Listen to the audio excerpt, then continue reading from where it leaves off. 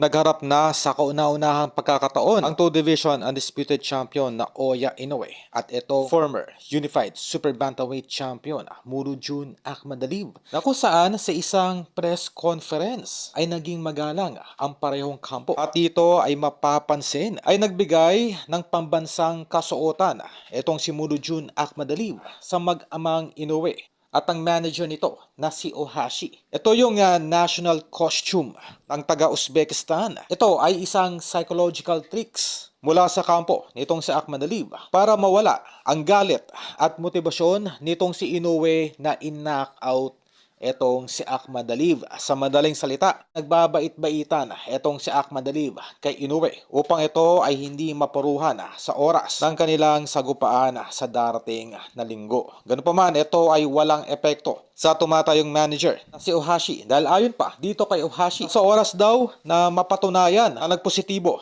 etong si Ahmadaliv sa ipinagbabawal or ito ay mag-overweight sa mismong weigh-in bukas, ay agaran nilang ikakansela ang naturang laban at kukuha na lamang daw ng ibang opponent o kalaban itong si Inoue sa darating na Disyembre. Ganoon pa man, meron pong hiwalay na impression, no, yung mga mismong kababayan nitong si Ahmadaliv ng national costume. Ang kanilang pambatong si Ahmadaliv ay isang mensahe daw na kung saan isinusumpa nitong si Ahmadaliv na kanyang tatalunin itong si Inoue. Kumbaga, isang bad omen po, no? Itong ibinibigay ni Ahmadaliv na may masamang mensahe indirectly dito kay Naoya Inoue. Ganun po katindi ang frustration, no, para i-upset itong si Inoue. Kung maalala, ay mayigit 1 taon na pong pilit na hinahamo ni Ahmadaliv itong si Naoya Inoue.